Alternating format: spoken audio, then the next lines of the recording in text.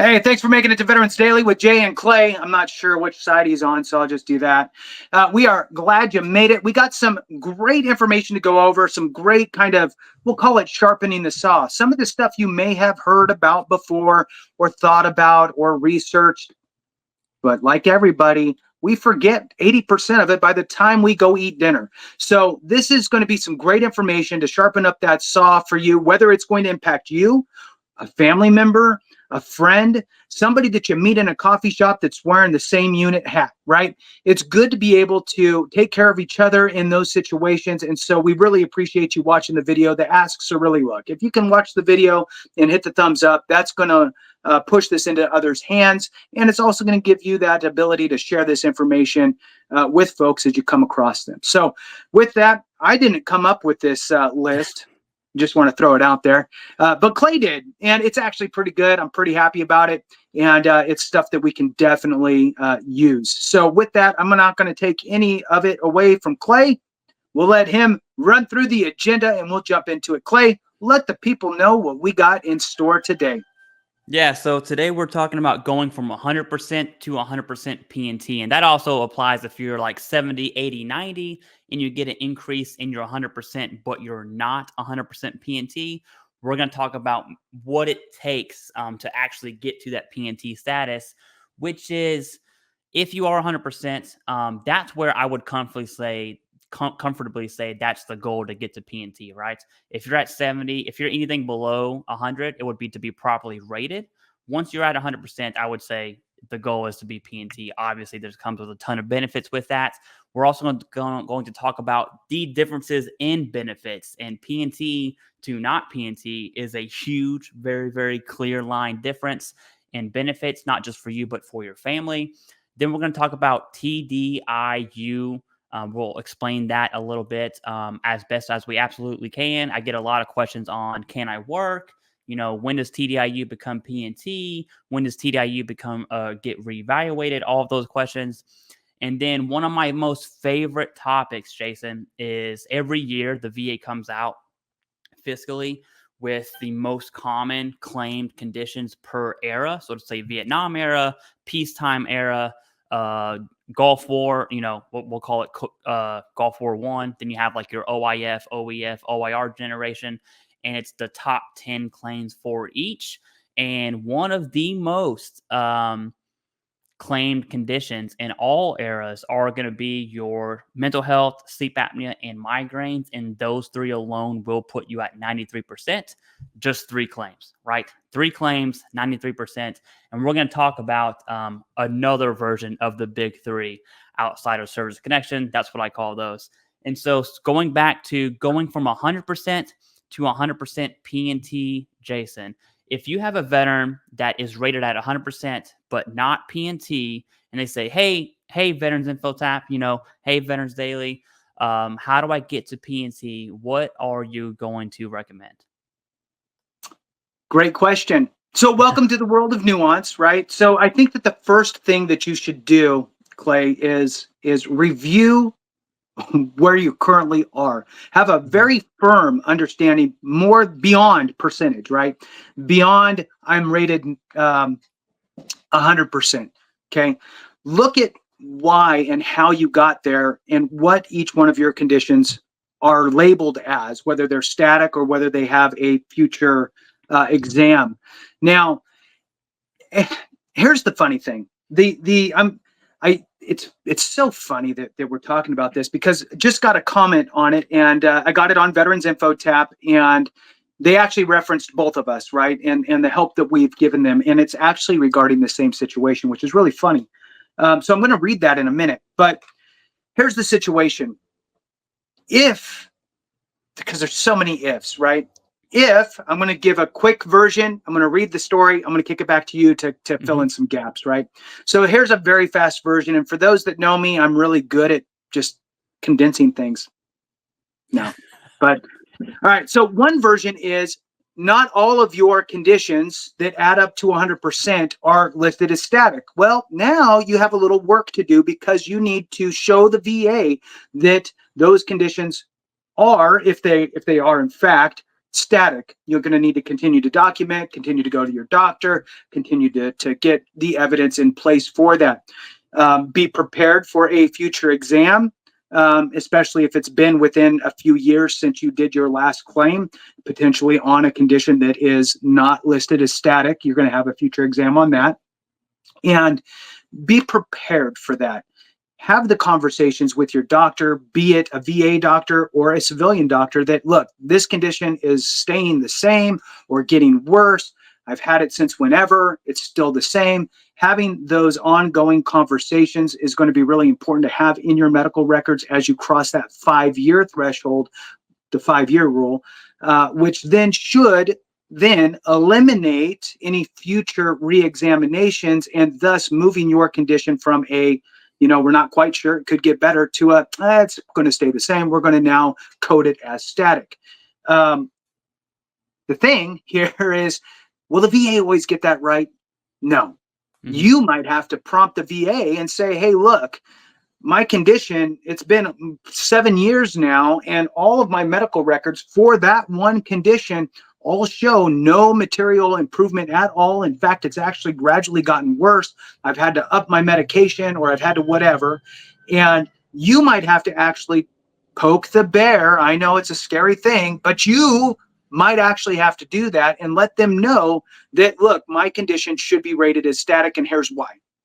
You need to be comfortable doing that. You need to understand what all of your other conditions are. Are they, in fact, not better? Maybe worse? Are you rated appropriately? All that stuff. If you've magically healed on all of your other conditions, right, and you have medical evidence that's showing that you have zero problems now. Your arthritis went away, your migraines went away, your bad ankle went away, probably don't say anything then and just sit back and enjoy your life. But that's probably, I don't know, pretty close to 0% of people. Yeah. Most people are going to actually get worse. It's just the nature of the game as we age and everything. So that's kind of one version. The other version, Clay, is, wow, I'm researching this. All of my conditions are static. Why am I not permanent and total? According to everything I've seen and heard and read, I'm supposed to be permanent and total. Well, guess what? The VA, again, doesn't always get it right, especially if it's not the first claim. The VA will typically get it right if, boom, you filed 7 conditions, comes back, they're all static, you're at 100%, boom, you're permanent and total, move on your way. But when you file multiple claims, appeal, higher level review, supplemental, and you're doing all this stuff, there's a lot of moving pieces, and the VA doesn't have a good system in place to figure it out after the fact. So you, again, I know it's scary, but you might have to poke the bear. That's why I hate, because you can't, Clay, and I know you agree, you can't just throw an umbrella up and say that this covers everything, because it doesn't. And I'm just going to read this comment to you real quick. That's actually for both of us. It just came on my individual channel. All right. This is from Loco Mojo. I hope you're watching this. I know. All right. Jason, I want to give you my personal thank you.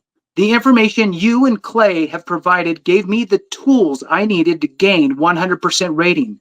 Still, the VA failed to add P&T to my rating, though all of my disabilities were listed as static.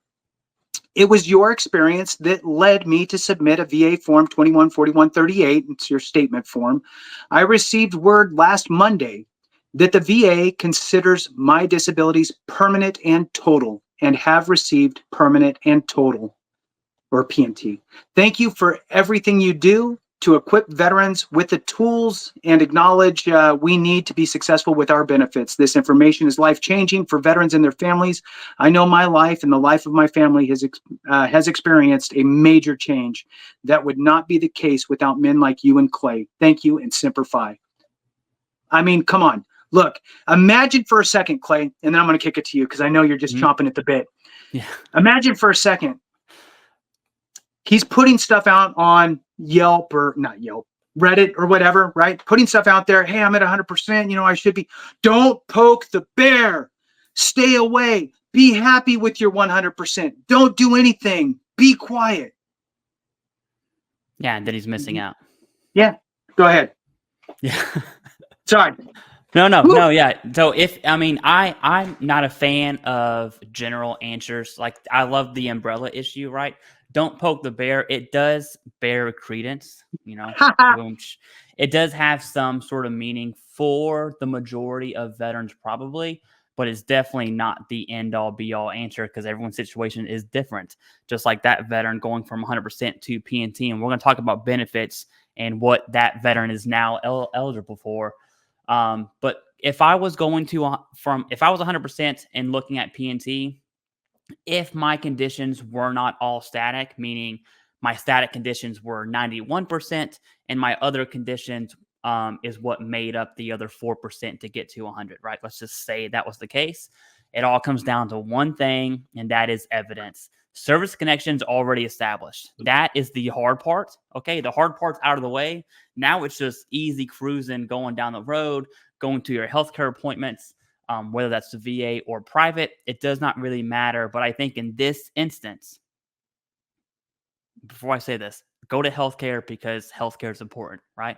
But in this instance specifically, healthcare becomes much, much more important on the benefit side of the house because those are going to have routine future evaluations. I just did a video last week, Jason, talking about the story of when my mental health disability was reevaluated, right? I was reevaluated, and the only thing that saved my rating then was medical evidence, right? I was going to healthcare appointments. I didn't really want to go at that point. That's a whole other story. But I had the medical evidence, and that's the only reason my rating remained the same. And that is the same instance for 100% to 100% PNT. You are going to have a routine future exam, and basically one of two things are going to happen, right? The VA is going to look at your disability and say, hey, it's time to reevaluate this. Here are your symptoms. You'll have a CMP exam. You go through the same motions, not service connection. It's just symptoms. That CMP exam, when it's for an increase, right?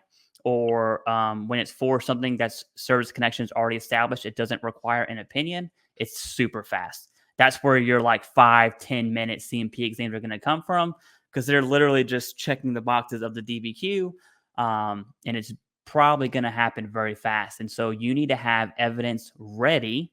So when you attend that CMP exam, bam, you have the evidence, and that's much better than just saying, "Hey, CMP examiner, I don't have the evidence, but here are my symptoms." Right now, is the examiner supposed to take your word for it? The answer is yes, no. It gets a little nuanced there, but the point is you're relying on the CMP examiner at that point, and so it all comes down to medical evidence. In this case specifically, is when medical evidence really, really comes into play. I had another question. I can't pull it up and read it off. But the question I think was posted yesterday or 2 days ago. It was like, hey, um, I have this rating. I'm going for an increase. Are they going to look at symptoms, from a year ago or from the military or from whatever yesterday? The answer is no. None of that matters.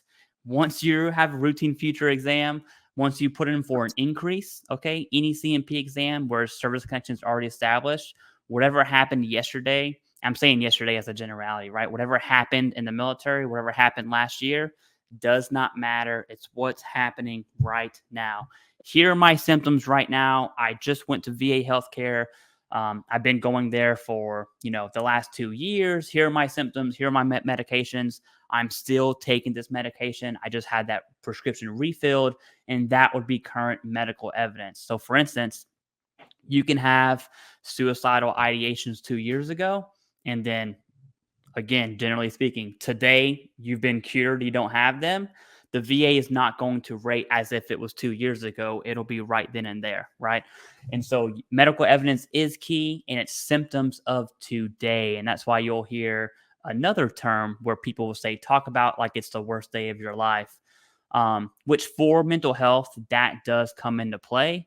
But again, it's not the end all be all answer. Kind of like don't poke the bear, right? Because if you're going for an increase on your knees, how your knees affect your life is not in 38 CFR, right? It's going to be range of motion. It's going to be ankylosis, maybe instability, depending on how your knees are rated. You can have a rating for both range of motion and instability. And so you need to understand what claim it is that's keeping you from P&T. And Jason and I did a video on this about getting your rating code sheet.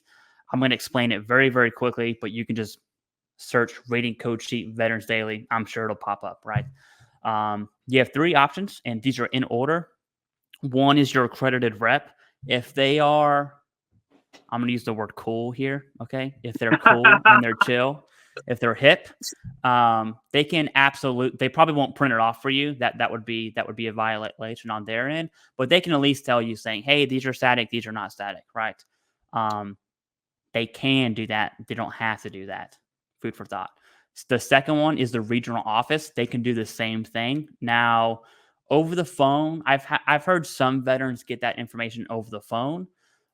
Most people that I've talked to have gotten that information when they go to the regional office and talk to them directly, right? There's a component of face-to-face interaction where it's really hard to tell someone no to their face. And so keep that in mind. Now, if your regional office is like 4 hours away, I think mine's like 3.5.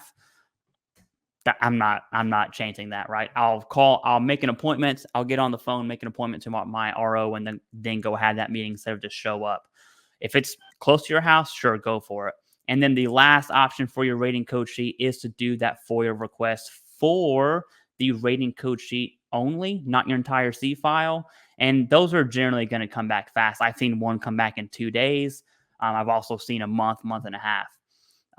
But yeah, that's if I am genuinely 100% and not P&T, the hard part, and I know it sucks. Like if I'm looking at my decision letter and I see I'm not P&T, it says I'm not eligible, or it does not say I am eligible for Chapter 35 DEA.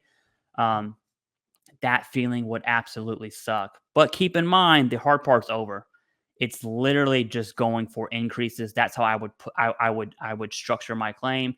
I wouldn't structure it as I'm going to go for P&T, because all I'm doing is looking at my non-static conditions, maintaining evidence for those. And then, to be honest with you, a picture perfect idea claim would be I would prompt an increase on those claims versus waiting for the routine future evaluation, right? And so that way the power is in the veteran's hand. You're prompting the VA for an increase. You have the evidence to rate the increase. Don't just go submitting increases because Clay from YouTube told you to, right? Have the evidence. I think evidence for increases, I would still, how we talk about claims, Jason? And I'm kind of rambling right now. I'll wrap this No, up. I don't know. Tell me, Clay, We'll talk please. about evidence-based claims, right? So submit your evidence from service, submit your current diagnosis, your current symptoms, a nexus if you can get your hands on one, and then of course a DBQ, right? Especially for those initial claims and a time gap. That same situation of evidence-based claims, I would do that for an increase.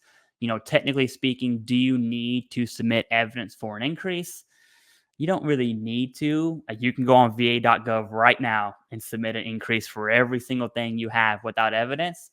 But it would kind of be like rolling the dice a little bit, because then you're putting your fate of your evidence into the hands of the C&P examiner versus submitting evidence saying, hey, 38 CFR says this for 50%.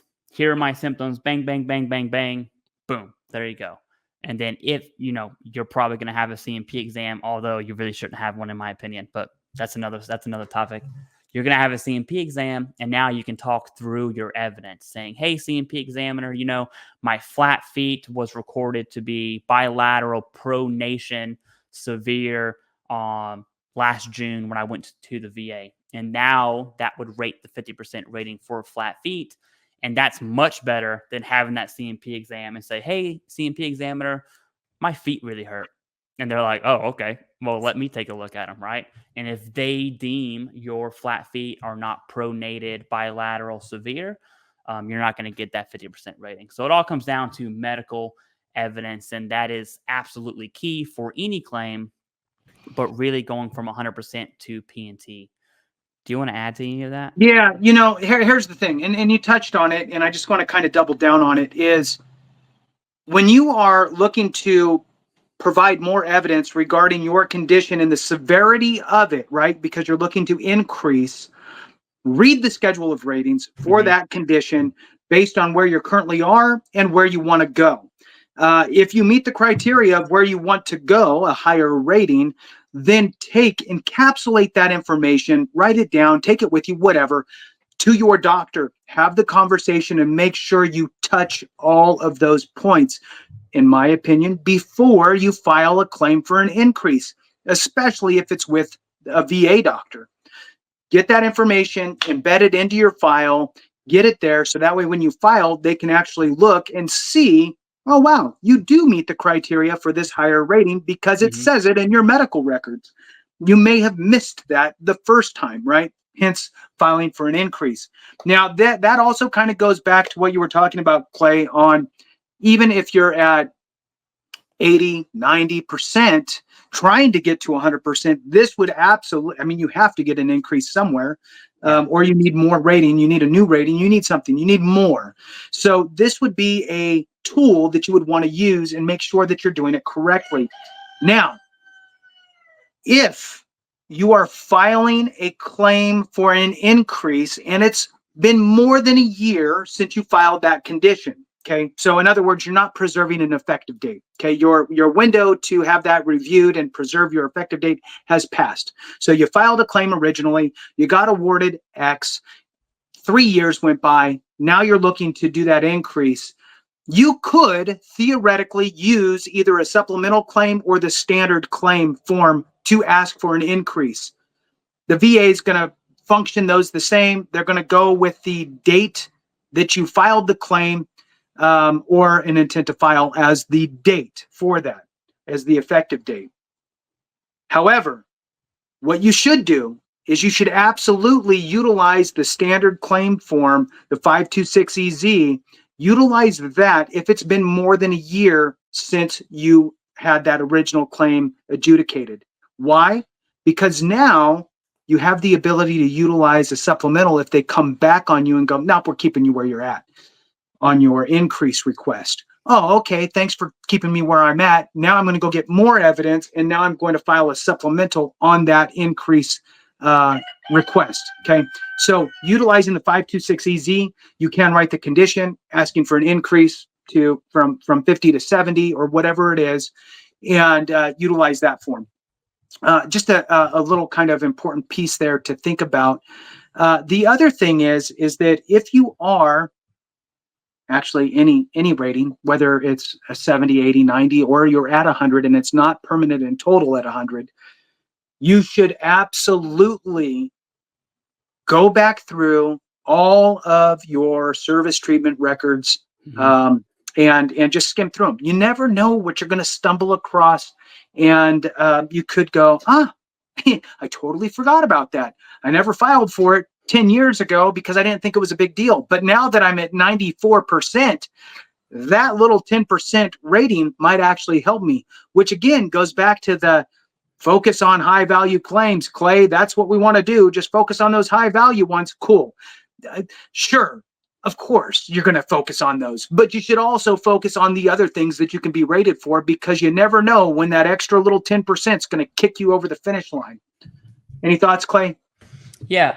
Real quick, I'm gonna do this on the fly, so hopefully it works out all well. Oh, look at that. Okay, so here's Gunny Google. I mentioned something, and Jason has been mentioning going to 38 CFR. I want to show everyone how stupid easy that is. So I talked about flat feet, right? So I'm gonna put flat feet, 38 CFR, ECFR. Instead of flat feet, this could be plantar fasciitis. This could be mental health. It could be GERD. Whatever your condition is, put that condition in there.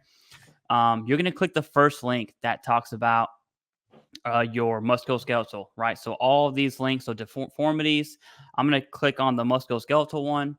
And instead of scrolling down here, because the musculoskeletal 38 CFR is absolutely huge, you can't see it on my screen, but I hit Control F, and I'm just going to hit flat foot. There we go.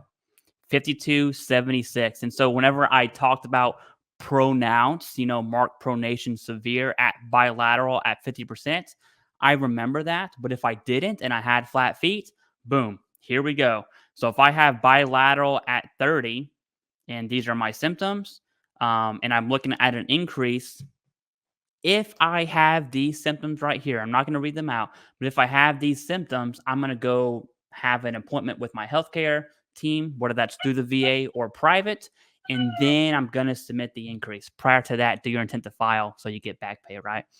And if you're going to go through private, just make sure you upload those private records with your claim. And that is what, people talk about fully developed claims a lot, which I'm a big fan of, obviously.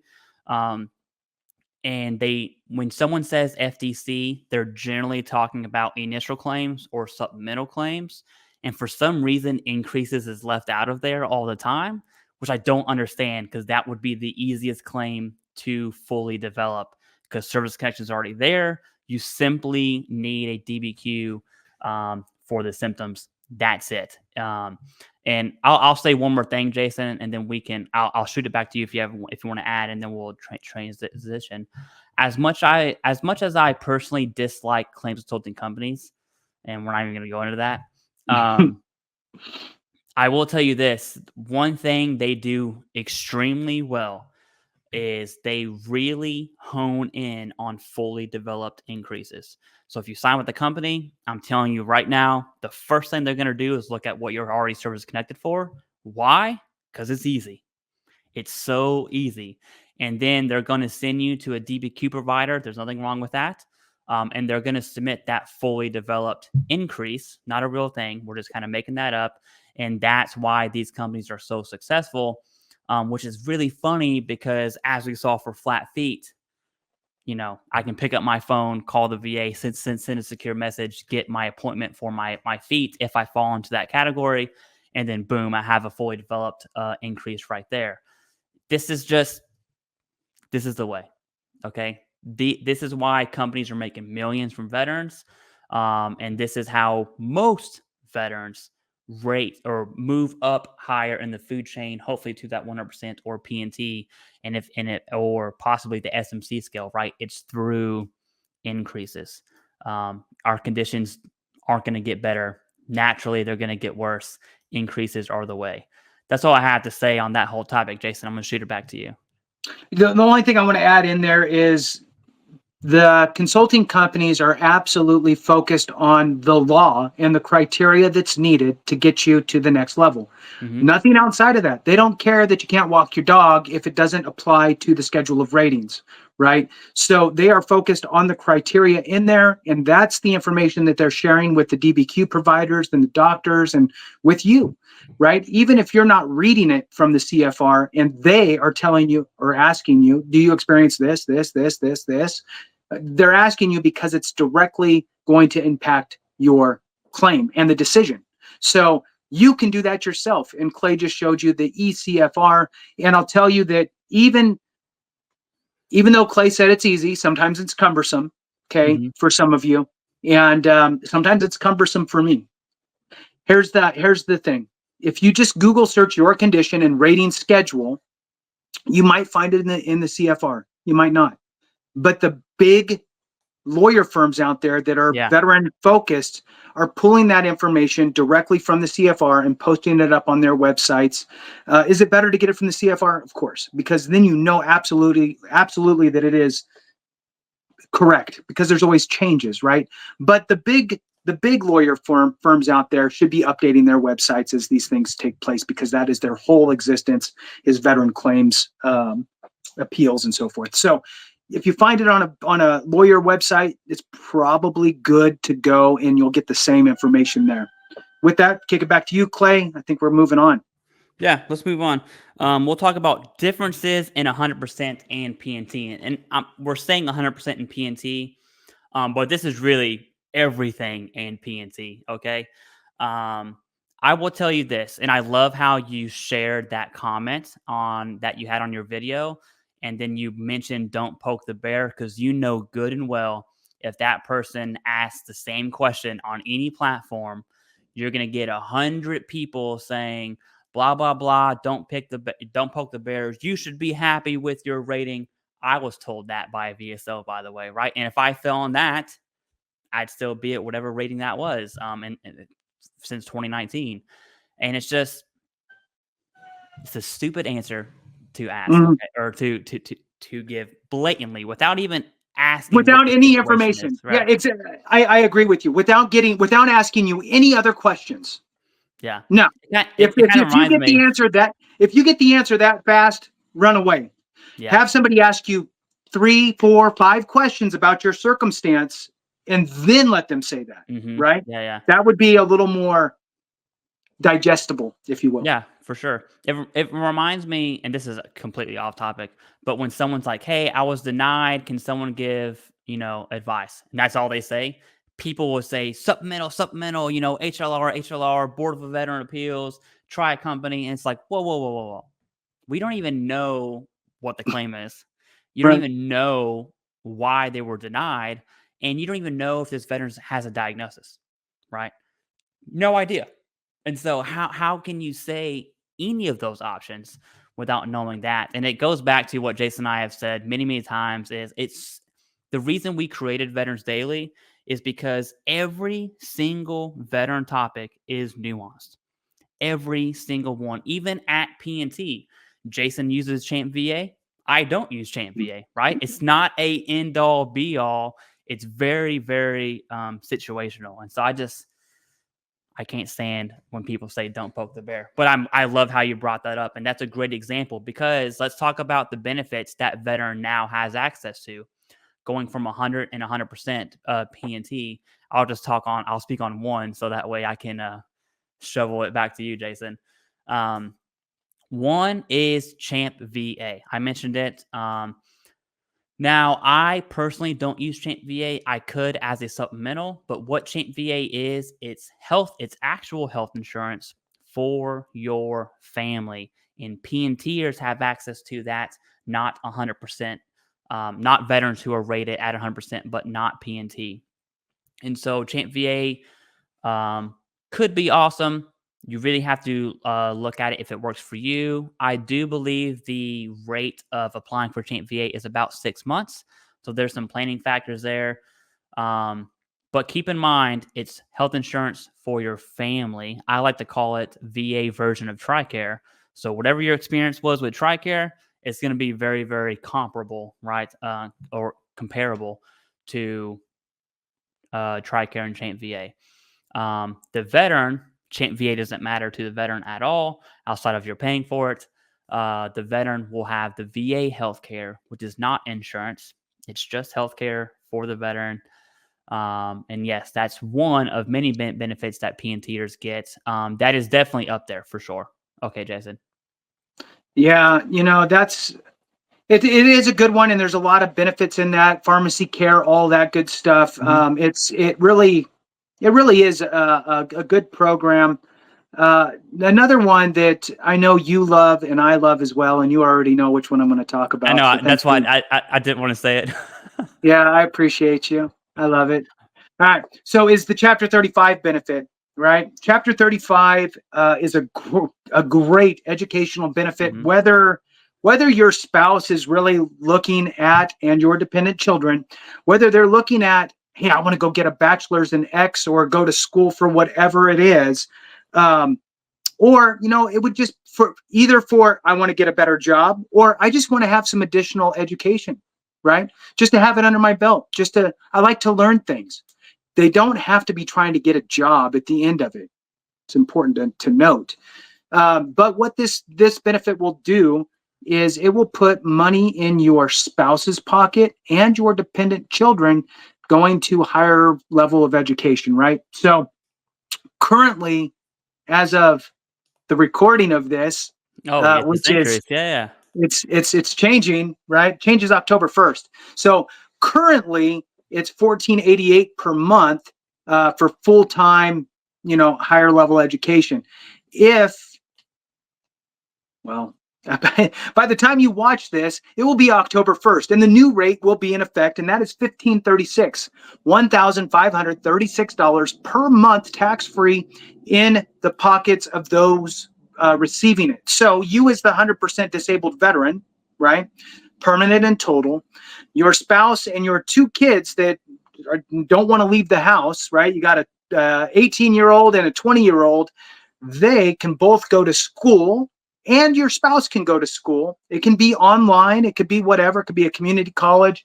Just make sure that it's approved with the VA. And you're going to get $1,536 per month times 3 people into that household. Mm-hmm. That's huge. That's more than $4,500 per month into the household. It's into their individual accounts, not yours as the veteran, but it's coming into the household. And if they're receiving money, it means it's less money out of your pocket as the veteran, just saying. So it's a great benefit, whether you're just looking to educate yourself as the spouse or the dependent children, just to gain more education, or if you're really trying to leverage that to get a better career as well. So you got another one for us, Clay? Maybe at the state yes. level?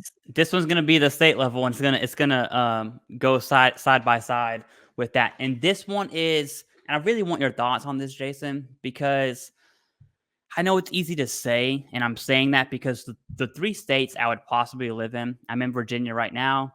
I might move to Alabama, and then there's a chance that I could see myself moving back to Kentucky. All 3 of those states have education benefits for P&T or dependents. So like my spouse and my children, right? Meaning they can go to in-state school for free, has nothing to do with Chapter 35 or any other benefit.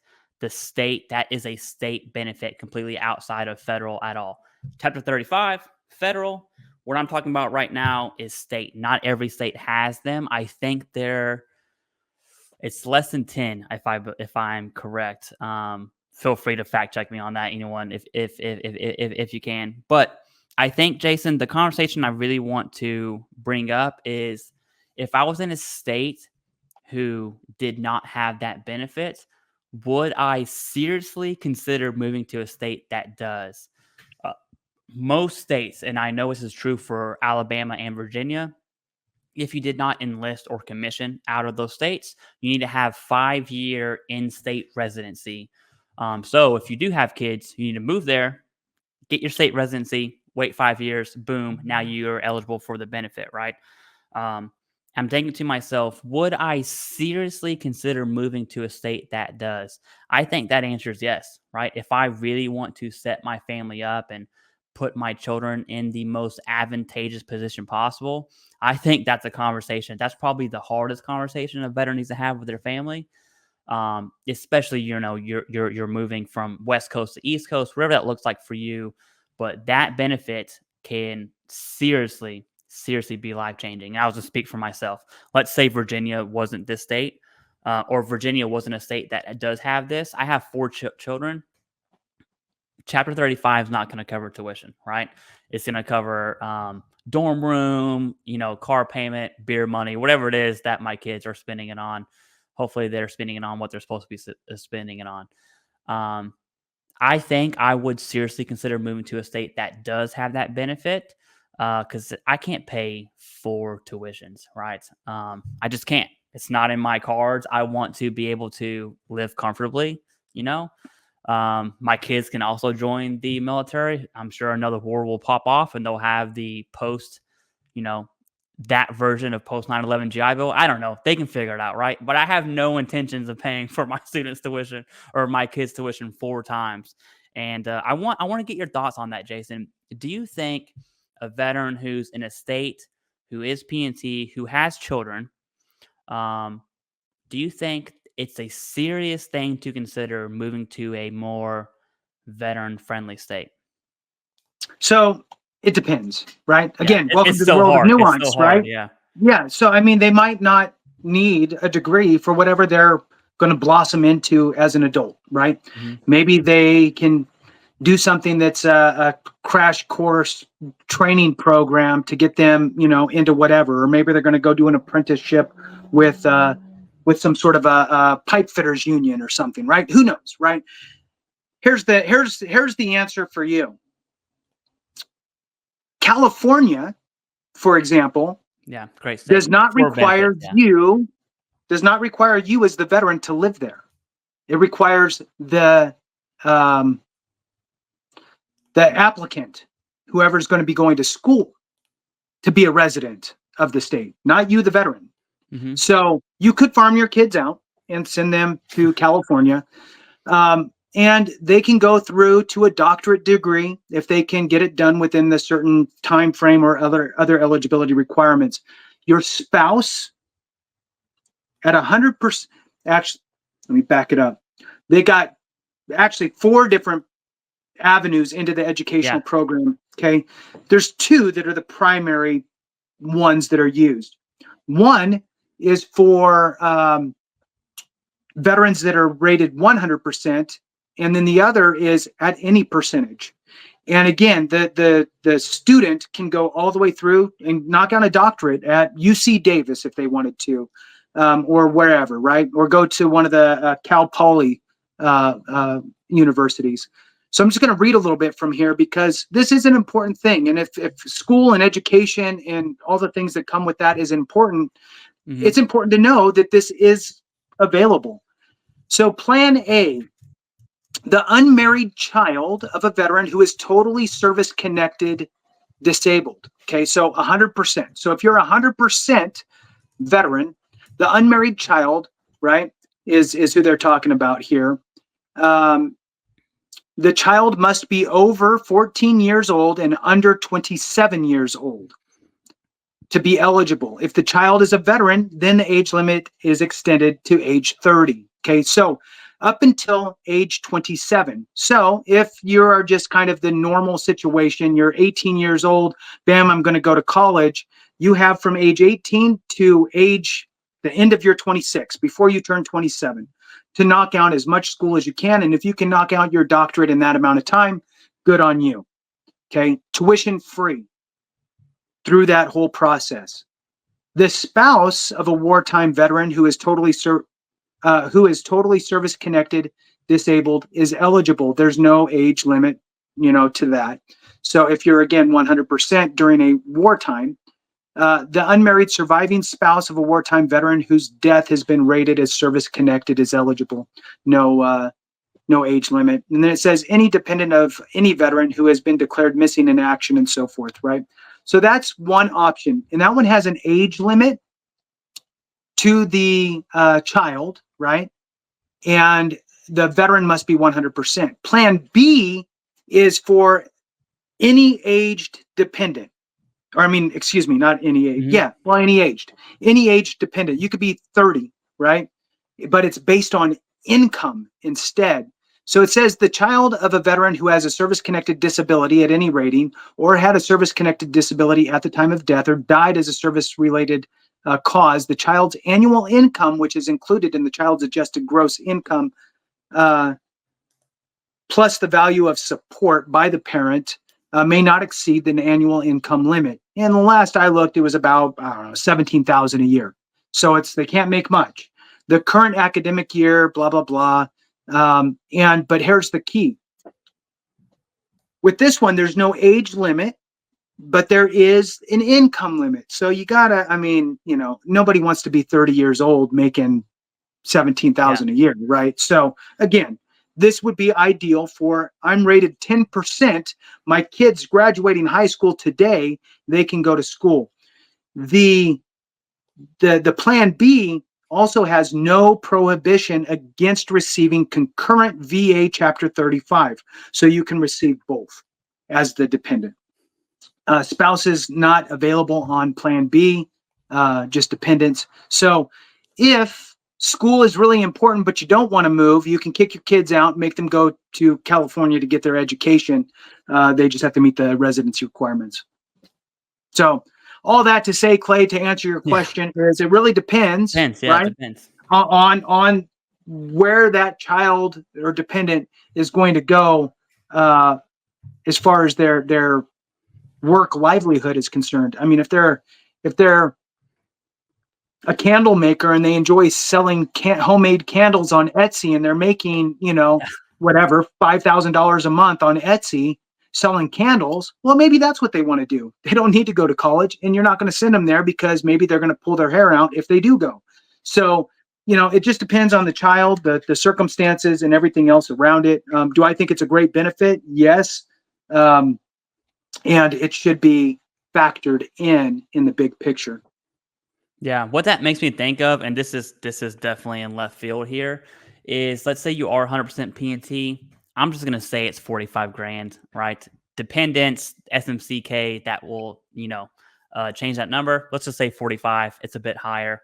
Um, Generally speaking, it's a bit higher for most. 45 grand non-taxable income does not include any other money or income stream you have coming in. You have multiple children. The reason I would say yes would be, first off, and I'm going to take Kentucky for example because that's where I'm from. I have my Talk Derby to Me shirt on right now. Get it? Talk Derby to Me. Okay. This I don't sell. It's Stop horsing around. oh my gosh. Huh? Nice. Nice. But 45 grand non-taxable in Kentucky will go a long way depending on where you live, especially if you have a job and you have multiple kids, you have that 5-year residency, your kids can go to school for free. It's at least something you should have a conversation with your spouse, and say, hey, there's this really cool benefit. Our way of life would definitely, our dollar would be worth more here. In that state versus, like, I'm not saying, I'm sure Northern California has very, very similar. I probably wouldn't move like LA County because now that 45 grand becomes a penny, right? Here it's like, well, Right. Yeah. there Yeah. goes that money. Texas is in there, Florida's in there, Alabama, Virginia. I think it's at least an option to consider. And on that note, Jason, if you are looking to move, right? Jason and I do videos with David Piatek. Definitely check out those live streams. He can absolutely help you with that process when it comes to selling your house, finding a home, and doing all of that home stuff, especially for this instance, which I think I would probably make the argument, Jason, that for veterans to waive off the topic of, hey, should I move states, would be slightly ignorant to do because there's just so many benefits out there for P&Ters. And hey, if you do think about it, you consider it, and the answer is no, then the answer is no. It is what it is. But it's definitely a conversation to have. I want to transition over to TDIU. I get so many questions on IU, Jason. I just want to talk about it generally here. So TDIU is you're rated, let's say 80%, but you are rated 80%, paid at 100. That phrase is key there, okay? Because you're still rated at 80, you are paid at 100%. And one or two things is going to happen. You're not going to be TDIU forever. At some point, it could be IU P&T, which is very common, especially within that five-year window. You're gonna see some IU P&Ters pop up for sure. Slash, or you're not, right? So then you're gonna be 80% residuals. They'll do more CMP exams. It's essentially a if I was to paraphrase or put it in my own words, TDIU is a VA saying, hey, here's 100% for now. At some point, we're going to reevaluate you, right? That's what TDIU is. And so it kind of goes back to our same conversation on 100%, but not P&T. I would throw IU in there, TDIU, because that now evidence becomes real important. And we've talked about this once, Jason, and I did catch a lot of heat from YouTube on it, and I'm still going to stand my ground. I think TDIU is the dumbest thing the VA has personally. And why I think it's dumb is because the VA is going to say, hey, your symptoms are so bad, you can't work. But we're not going to rate you 100%. We're just going to pay you 100%. I'm like, whoa. The whole point of VA disability, the rating schedule, is level of impairment for employment. And so now you're telling me that I genuinely have symptoms where I can't work and I am paid 100%. Good. But now I'm going to be reevaluated at some point and I have this income limit. I just don't understand the income limit to TDIU. It's either your symptoms are that bad or they're not. Like you either are 100% or you're not. That just gets under my skin. It still does. I'm never going Right. to stop, right? And the reason why that makes me mad is because TDIU is, I would say, the most vulnerable of the veteran population where they seriously can't work, right? And so now that 45 grand we just talked about, that is all you have, right? all you have, you really might want to consider moving to Kentucky if that's you, right? Or you get the point. A low income threshold, definitely not somewhere like LA County or Manhattan or somewhere wild like that. That's my 2 cents on TDIU as fast as I can, Jason. What are your thoughts? So I agree with you that, looking at it, it's a little bit baffling because the VA is conceding to your severe impairment that's service connected and they're paying you on 100%, but then they're putting an income limit on you at the same time, which is kind of strange. I tend to look at it as think about the rating schedule the way that it is today, and imagine if TDIU didn't exist. Mm-hmm. And then you go, well, there's some gaps here in the rating schedule that we need to address. And we have 2 ways to do this. We can either A, go through and revamp the rating schedules and create 100% classification in the majority of them, right? Or we can create this other little bucket called TDIU over here that can then be a catch-all. Because one of the qualifiers for TDIU is, for most people, there's some exceptions to this even, welcome again to the world of nuance, VA, but for most, you have to at least have one service-connected condition at 60%. So imagine you have one condition, 60%. Let's pretend 60% is the maximum rating schedule allowed for that one condition. You can't get to 100. Let's say you have no other conditions. So the VA would either need to A, create a 100%. We'll use the old GERD for an example, just because it's in my mind, because I know 60 was the highest. So the old GERD rating, or we'll call it hiatal hernia. You have hiatal hernia. That way it's relevant today. So you have a hiatal hernia and the maximum rating is 60%. And you're rated at 60%. It's so severe that, I mean, you're just like, you're drinking hot lava every day, every moment. You can't really work. You're constantly dealing with it and you can't hold a job. Well, the VA would need to either A, go, well, hiatal hernia should be rated up to 100%, or because it's interfering with you so much at 60%, which is where you're at, that we're willing to give you 100% because it is interfering with your job. And you're proving that this is beyond the rating schedule. So it's almost like it's a beyond the rating schedule way to accommodate your severity because, again, nuanced, right? What might bother you up here might only bother me here. And we might be rated the same on a condition, right?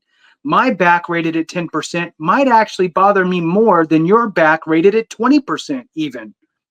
Don't know. I mean, it's a people thing and nerves thing and, threshold thing. The one thing I can guarantee is that we're not all the same. Yeah. So, do I think that there should be a better way? Sure. But it is what it is, and this is what we have today. So I think that understanding it's important. It's funny that we're talking about it too, because I just did a video on a reaction from the VA sit rep on my channel, and they talked about TDIU, and they were talking about how you can earn some money, right? But it was very smoky mirror thing, and I'm like, okay, it would be great if on the actual TDIU page they had a link that said this is the maximum you can make. Bam. Yeah. Every year. This is the new maximum amount that you can make. Wouldn't that be helpful? Because without that, we have veterans out there that are going, I can't really earn anything. I'm scared to earn a nickel. And so they're living in a more substandard situation because of the VA's inability to be clear and transparent with what the actual dollar amount is. If it's a specific dollar amount, tell us what it is every single year, so that way we know that we can make up to that. If it's $20,000 a year as a single veteran, then cool. I'm going to make $19,500 and then I'm going to stop. And I'm going to go, I quit my job. and I'll come back in 3 months and I'll start working again. Right. That would be helpful. I think that that's the type of stuff that we need to be lobbying for and fighting for, is some clarity on some of this stuff, because veterans are absolutely shortchanging themselves because of lack of transparency. Clay, back over to you with any thoughts. Yeah. On the pay issue, and for some reason, I get this question. I get this question enough to remember it. People always talk about what you can and can't make on IU, and someone somewhere is like, "Well, what if I start an LLC and I only pay myself? I'm going to use 19.5. I have no idea what that number is. We're just going to assume it's 19.5, right? Um, it always comes up. So a few things there. One, LLC is just a legal entity. It has nothing to do with how you're taxed, right? That's one. Two, when you file taxes, it's going to be a sole proprietor or sole prop. And the IRS, if your business is paying you, the IRS is going to expect you to pay yourself a reasonable salary. And if you don't, that's called fraud, not just feasibility fraud, but tax fraud. And so that question comes up so much. It's like, hey, what if my business makes $100,000, but I write myself a check for 19.5 and then boom, I'm TDIU. It does not work like that. You will go to prison. I've seen multiple people explain that you can do that, and just food for thought. I would not take tax advice from me. I wouldn't take tax advice from Jason. I wouldn't take tax advice from anyone who's not a tax attorney, a CPA, or EA. That's it. Definitely not Instagram. Definitely not YouTube. So food for thought. The TDIU, if you are rated at TDIU, two things I have to say to that. One, your symptoms are severe enough that keep you from working. That's one. And two, if they're not, then you're clearly not TDIU, right? But I want to fall back on that first one. If your symptoms do keep you from working, you got to go get medical evidence. That, I think, that becomes priority, because you are in that vulnerable state of you can't work. You need that to be P&T. You need that in 5 years to be IU P&T, probably, right? I know I'm making an assumption there, but I'm willing to bet my life that you need that to become P&T. And evidence becomes crucial for anyone on TDIU, just like it is for 100% or 90 or 80 or 20%. It does not matter. Medical evidence is the key. In this case, it's also your livelihood. So TDIU, there's no good way to say it, Jason. I think it sucks. If you're rated at TDIU, that sucks. It's good that the VA at least recognizes your TDIU. I just really wish they would get rid of the income limit altogether, but yeah, that's I agree. Right? I agree. My thought here, Clay, is use it as a stepping stone. Yeah. Right? If I have a 60 or 70 or 80 or 90% and I'm having issues at work and I'm unable to hold my job, right? That's the key. Mm-hmm. If that's my situation and I'm not working now, absolutely 100% file for TDIU as quickly as you possibly can. Then continue, like you said, to work your claims. In other words, keep poking the bear, right? Because eventually what you want to happen is, my conditions got worse. I have secondary conditions. Oh, I found another condition that I can tie back to my time in service. And hopefully I can get to 100% scheduler P&T, right? Or even just 100%. I mean, really, at that point, going from a 70 TDIU to a 100% scheduler, not even P&T, is absolutely going to be the goal. So then you can work part-time and not worry about any sort of financial limits being exceeded. My guess, and again, we don't really know, but it's my thought process here is the VA should, just like on their pension program, the pension benefit, they list out the maximum allowable pension rate. Why not put in what the maximum allowable income is? And it could be gross income. What is the maximum allowable gross income if you're on TDIU? If your pension, your maximum allowable pension rate for a veteran with no dependents and not qualifying for aid and attendance or housebound benefits, your maximum allowable is 16,551. Seems low, right? But it's better than guessing, right? If they told us that it's the same as this and they just put it on the tdiu page and they said, hey, look, it's 16,551. That's how much you could make per year. Cool. Now, as a veteran on TDIU, I know that I can go get a part-time job and make $16,000 a year and then call it a day. But without that, you got veterans scared to make $5,000. Mm-hmm. So you talk about the VA trying to ensure that we don't have veterans in poverty or veterans at risk of becoming homeless, that type of stuff. How easy would this fix be to ensure that veterans have the information they need to keep themselves out of harm's way? It's a disservice, I think, and I think it needs to get fixed. Yeah. I'm just waiting for the next automated system information technology failure that the VA has yet again. And watch it. In 10 years from now, it'll be like, hey, everyone who was on TDIU, because the federal entities do talk to each other, like the IRS Right. talks to the VA, the Yep. VA Yep. talks to the FBI, right? You I can got just one see in, social. yeah, I can see in 10 years the VA being like, we made a mistake.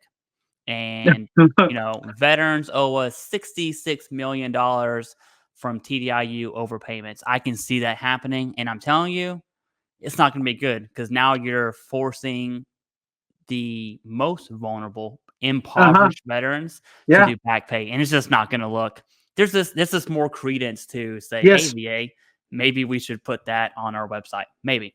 Who would have You're thought? right. You know Um, what? Good call, Clay. And, yeah, and here's the thing: is that it would be dramatic. It would be a huge yeah, number because we're paying you 100%, but oh, you made too much, so now we're supposed to take you back down to 60 or yeah. 70 Whenever for years. that rate was, yeah. That would be big numbers. Hmm. Oh God, say it ain't so. I hope it doesn't happen. Oh, Yeah. The last topic I want to talk about, and I use the big three a lot, Jason, meaning in-service event, current diagnosis, and the nexus. And I'm a big fan of the big three, as all veterans should be. This is another version of the big three I'd like to talk about, which is extremely common conditions that I've seen in post 9/11, specifically post 9/11. But this is really generational, and those three are mental health, sleep apnea, and migraines.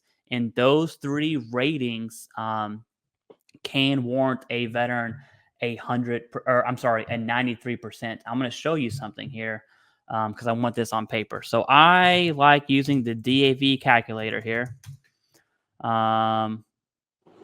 Boom, share this tab. Have you ever? This is my favorite calculator. It used to be Hill& Potton's calculator, but I've changed my mind. And so what I want to show you is 70% no bilateral for mental health, 50% for sleep apnea. We're already at 90, and another 50% for migraines puts you at 93. You can see that down here. What's really cool about this is if you have two 50s, that goes to 80%. And if your mental health rating comes back at 50, so now you have 50, 50, 50, you're still at 90%. That's what I like to call the big three when it comes to these disabilities specifically, because they are extremely common. You can have mental health, you can have sleep apnea and migraine secondary to that mental health, or direct service connection. And there's a pretty big chance if you have like PTSD, you're going to have sleep apnea and migraines direct anyways. And with that, it's a really weird, how are we going to move off of mental health, sleep apnea, and migraines? Because what's weird, Jason, is we talk about don't focus on high value claims, which is true. We don't want to focus on high value claims. What you should do is focus on everything. And if you only focus on high value claims, let's say you got 70, 50, 50, that puts you at 93%, which is really good, by the way. That's what I call a good 90, right? Because 85, that's the worst 90% you can have. If you focus on high value claims, now you're at 93. And it kind of reminds me of someone saying, hey, should I submit for tinnitus, blah, blah, blah. And they're like, don't poke the bear. You're at 93. Be happy. And it's like, well, two things there. One, don't poke the bear is dumb. Two, you need to be properly rated. So don't only focus on high value, right? Get the high value claims in there, get tinnitus in there, get hypertension at 0% in there. Whatever it is you can be rated for, Right. that's when you submit the claims. I see most veterans, Jason, and let me know your experience on this. I see a ton of veterans who are properly rated, meaning they genuinely cannot get any more new ratings, and they're trying to scratch at the wall, saying, "Well, maybe I can get that, maybe I can get that." And I'll ask them, I'm like, "Well, are you service connect or are you diagnosed with sleep apnea?" Like, no, but I want to go secondary to mental health. And I was like, "Well, relax. We got to have the like you can't just say you have sleep apnea, right?" Um, but with those big three, mental health, sleep apnea, and migraines, that does put the veteran in a very, very good spot. There are many combinations. I'm just using these three because they're very inherent to post 9/11. But there are many, many combinations of high ratings, and you generally want to see your 50, 50, 50, and those will put you at 90%. Jason, what are your thoughts on that? Yeah, you great points. And again, you highlighted this hat trick of claims, right? Yeah, yeah, hat And trick. show. I was looking forward to saying that. So you with your big three, right? So you got your three claims, and those were considered high value claims, and it took the veteran to a 93, still a 90. And in this example, we could say that that veteran, in addition, excluded some low value claims, such as, I got a little bit of a back issue. It's not bad. Okay. Probably going to be like a 10%. So I forgot about that. I get a little bit of numbness and tingling down each leg, 10% for each leg. Small claims. Who cares? I'm just going Mm-hmm. to focus on these three big ones, right? 93. But if you would have included that back with your radiculopathy down each side, now you would have been 100. Yeah. Right? So all of a sudden, those little ones are actually adding an extra $1,500 per month to your pocket for three little tiny claims. So don't focus on the percentage. Again, focus on getting the appropriate rating for your service connected conditions or secondary conditions. A big point that I want to make here, Clay, and I think that this is important, is look, not everybody understands VA funny math, right? Not Yeah, yeah. everybody can rattle it off, but that's why we have the calculator, and you can use it that way. Super important. One of the most important tools in your, I guess, it's an arrow in your quiver, right? So it's another tool for you to accomplish what you want. Utilize that tool, the calculator, along with understanding where all of your ratings currently are. It's important because 90%, like Clay said, is not really 90%. In most cases, it's going to be a different number that's rounded to 90. In this example, it was 93. So knowing that you're at 93 is an important piece to understand. Then going into the rating schedule, all these tools are here. It's your disposal. I mean, you have access to all of this stuff. What you should do, regardless of what rating you are, is one, look to see what your rating is for every single condition. Mm-hmm. Two, type each one of those into that calculator. See what your true rating is. Now go back to each condition that you're rated for and cross-reference it with the schedule of ratings. Make sure that as you read it, am I really rated correctly or not? In some cases, it might be hard to tell. In other cases, depending on the condition, something like migraines or hiatal hernia, you can read the criteria for each rating, and you, as the patient, can go, oh yeah, I meet that.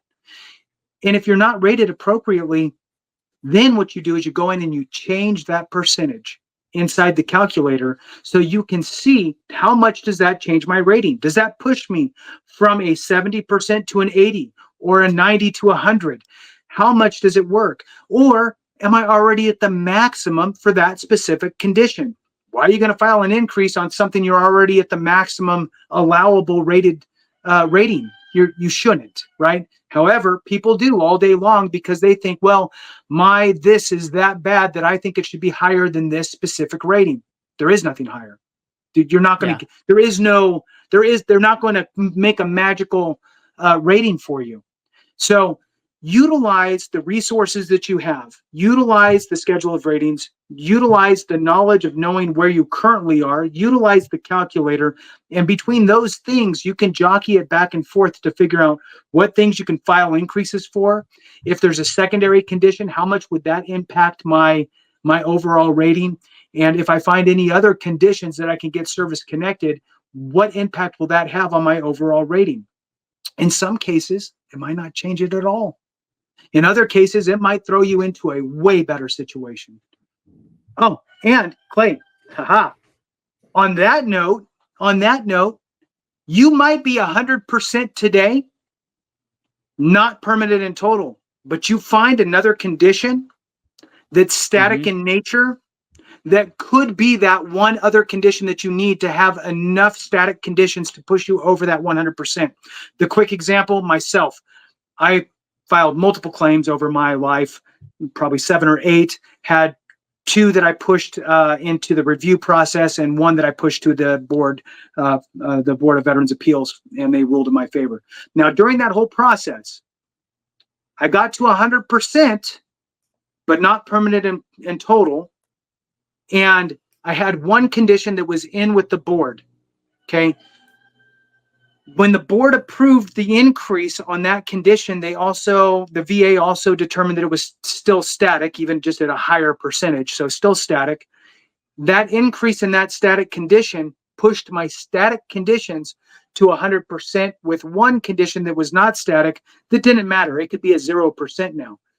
And so I had to poke the bear, tell the VA, hey, look, I have all these static conditions that equal 100. I should be permanent in total. And then they rated me permanent in total. So just keep that in mind, that sometimes you might have a condition that you might not need in order to get your 100% permanent in total, because sometimes all of your ratings will add up to way over 100%. You could actually remove conditions and still be at 100. I don't know how else to explain it. Yes. Back to you. Yeah, the last thing I want to show, Jason, and then we can go ahead and end this. This is from last week. Now, this is a personal friend of mine, so it's a screenshot of a text from my phone here. I'm going to read this out to you. So he reached 100%. He said, thank you for helping me out with my claims. I said, what was the verdict? He said 100. And then he said, the 10s and 20s is what added up. I'm telling you right now, everyone focuses on high value claims until you're at that 85% mark. All of a sudden, 5 different ratings at 10% really, really matter. Your bilateral factor, even if it's a small bilateral, like left knee, right knee at 10, the easiest way to talk about it without math is it'll give you a 10% boost, right? Obviously, the larger the factor is, the bigger the boost will be. It's going to be about 10% for most veterans. And so that's a perfect example. I remember when he submitted all his claims, he had like 20, 25-ish claims. Most were service connected. He had some big ones, some of those high value ones. But if he only focused on those, he would be at like the 85, the 86, the 87. And then tinnitus, back at 10, knees at 10, wrist at 10, right? Neck strain, anything that's going on, he's not 100%. And now I'm not going to talk about this person specifically, but he just left service. I am willing to bet money in about 5-10 years, he's probably going to rate some SMCs if I had to take a wild guess, right? So should he poke the bear? I don't know yet, right? We'll have to cross that bridge when he gets there, but that's another great reason of saying, hey, SMCS is worth it to poke the bear, in my opinion, right? Absolutely. Aid in attendance, housebound, all of that, they're all the same thing, different names. Another nuance that I can't say in the VA does. But it's just kind of bears credence to the 10s and 20s absolutely matter. And poking the bear is such a dumb phrase to use when people use it without context. Yep. That's all I got to say, Jason. We had another great episode. What do you got? Hey, that's it. We appreciate each and every one of you. Thank you so much for watching. If you're not subscribed, subscribe, hit the thumbs up, share it with a friend, share it with your local American Legion, DAV, Paralyzed American Veterans, and so on. We really appreciate all of the support. Thank you very much. And remember, if we don't take care of each other, something went wrong.